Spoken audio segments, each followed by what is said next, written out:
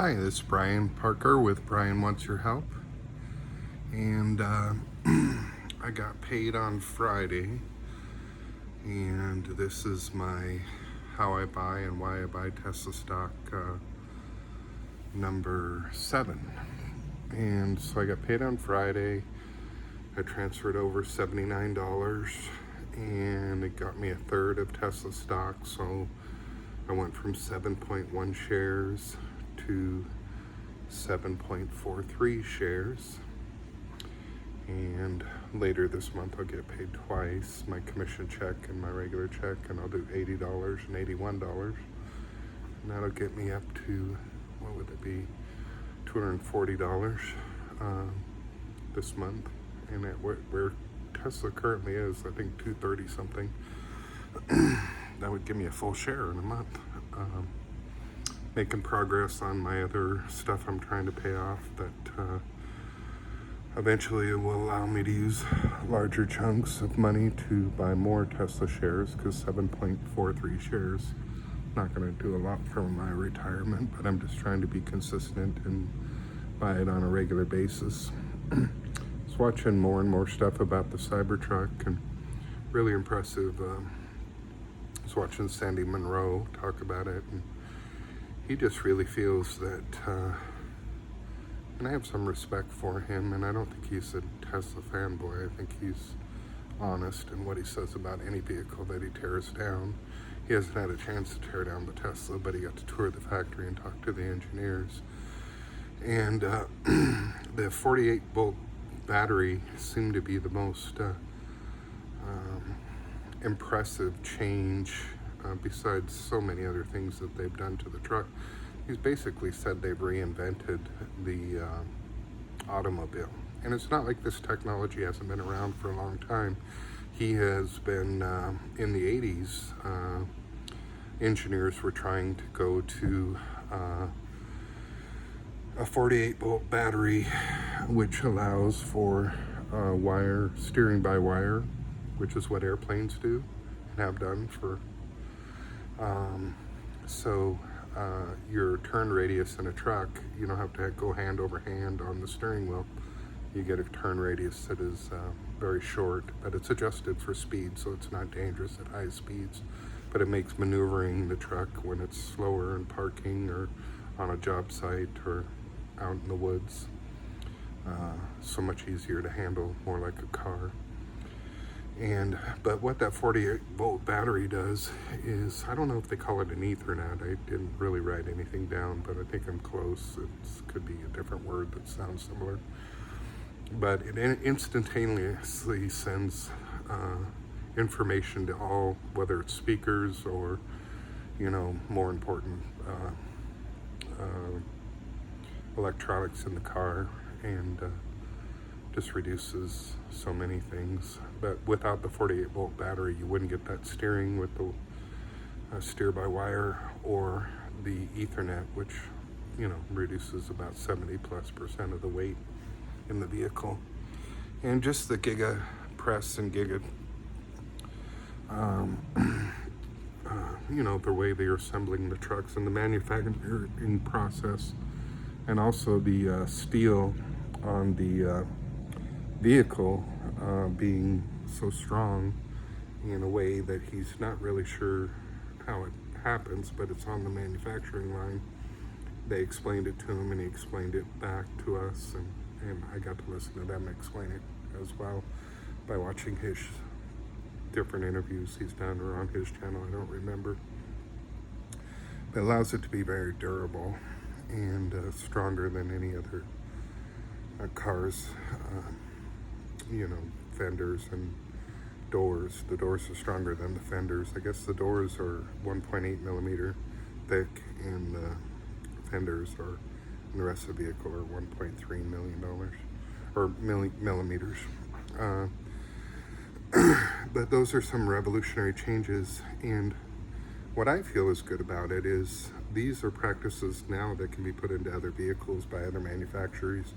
From what I understand, many manufacturers are going to a gigapress type thing, which will just, technology improves and solves a lot of our problems over time. And whoever invents the technology, doesn't matter. It's that humanity can grow. I mean, if you think back 100 years to 1924, where cars were versus where they are now, or where manufacturing was, where pollution was, those type of things. That's why we're seeing a lot of pollution come out of third world countries. They just haven't gotten to the level of wealth and ability to put into practice the things that we've had decades of advantages in first world countries. So we've eliminated, I would guess,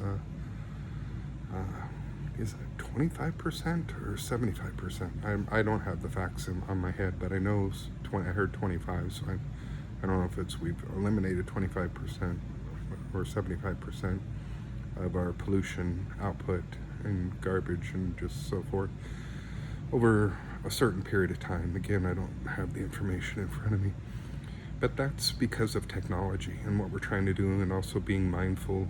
We don't have to, as in general in America and in other first world countries, we don't have to spend each waking moment trying to just subsist. And then the companies that we have in Silicon Valley and other parts of the United States and other countries, and the talent that we bring in from all over the world to work on these problems, help solve some of the problems that we think would only be solved by maybe the elimination of human beings or less population or whatever. We can take a really dirty coal plant, the first ones that existed, and now compared to the ones that are in play now, they emit far less, even though that's not a desirable outcome still. It's one of the dirtier energies. But we'll figure out how to take the water from production and purify it again, or we'll figure out how to recycle batteries, which is a big issue now. We'll figure out how to mine better that has less impact on the environment, or maybe even some of the things I heard that are coming up with new batteries is we're going to use more nickel and less cobalt, and I'm going to say lithium, but that sounds like a medication. Whatever that L1 is, to where they're less percentage of the battery. So again, technology, if you keep working on the problems and first principles that Elon Musk discussed, which I'm sure he's not the first one that came up with it, we just continue to figure out ways to solve our problems if we pay attention to them. And we can't fault the third world countries for polluting.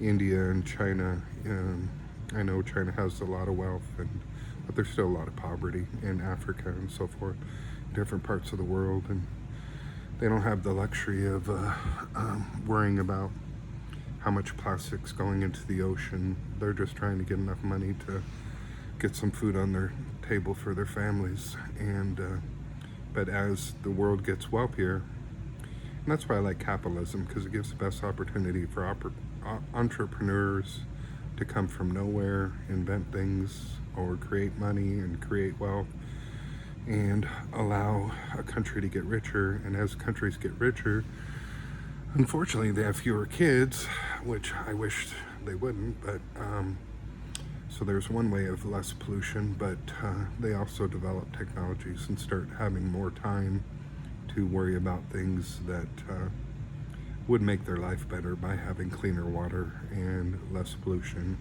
less garbage, because they do have that extra time as they get wealthier. So anyways, went to 7.41 shares of Tesla, and it just continues to grow. I think I can't remember how much my first percentage of a share was, but you don't get to 7.4 without starting from whatever I started from. And again, I think within a year, I should be, maybe a year and a half, I should be able to put really large chunks, for me, what I consider large chunks of money into it and grow it and just be consistent and cost dollar average. And like I said, I don't worry about the price. In fact, I hope the price stays low so I can get more and more at a less price as I see it grow. But I don't look at Tesla, and I know a lot of people that follow it closely don't look at it as a car company as much as an AI company, because the full self-driving and the computer, the dojo, and all the cars that are out there, they have over 5 million cars, they're collecting information that is valuable to more valuable than just what the profit are on each car. And then the AI and the robots that they're coming up with are doing some pretty incredible things. And I don't know if you follow X. I know Elon's polarizing. I really appreciate that he's alive and the things that he's doing. And don't focus so much on when I agree or disagree with him socially and politically. But X, when he bought Twitter, he wasn't going to just keep it in the form that it was. They are going to have a financial division with the X card, and there's going to be, you're going to be able to pay off of the platform and buy things and so forth. So I think that'll turn out well. So I know a lot of people had fears that he put $44 billion or 54, I can't remember what it was, of his money into X, but I think X is going to be fine. And whether advertisers are there or not, I think he will have other sources of income on that.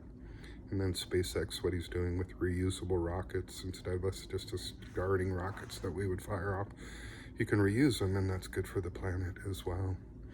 And the Starlink network I like, because people that didn't have, especially in the third world country or war-torn countries or wherever, rural areas are going to have access to the same information if they spend their time right, instead of going after Instagram pictures of beautiful people and cars and things like that. Spend their time using the internet to study and learn more information to make their lives better and have fun as well, play games and so forth. It gives people in every part of the world an opportunity to dig in, especially those special people that are smarter than me, that want to delve into something that's a passion of theirs and make a contribution to the world. And it won't matter what part of the world it is in. So let's hope most people that do it have good intentions. But I really enjoy this journey of buying the Tesla stock. If it's into Brian Wants Your Help video, I'm going to do a worm video next about my vermicomposting and an experiment that I was working on that didn't work, and so I'm altering it a little bit, and so I'm going to show that next on an experimental worm bin. Worm bins I like because, and worms and raising worms, is because I just threw a pair of jeans in there the other day that ripped in the crotch, so I just can't use them anymore, but they're not going to go to a landfill. The worms will eat them, and I throw all my paper waste, cardboard waste, food waste, just everything I can into the worm bin, and the worms turn it into a great amendment for soil and gardening. Anyways, this is Brian from Brian Wants Your Help, and this is my number 7 video. I'm going to sit here. Video on why I buy Tesla stock and how I buy Tesla stock. I use Charles Schwab stock slices. Not a sponsor. I obviously don't have followers enough to get sponsors. But by being able, if you can't afford $1,000 stock or $250 stock or whatever it is, you can buy a share of the stock, not pay commission, and start building your money. And especially if you're younger than me, but at any time, if you use that program, you can start investing, and you don't have to say, I don't have enough money. You can do $5 is the minimum. Thanks for all your support. Have a great day and have a great week. Thanks again for your support. Brian Wants Your Help.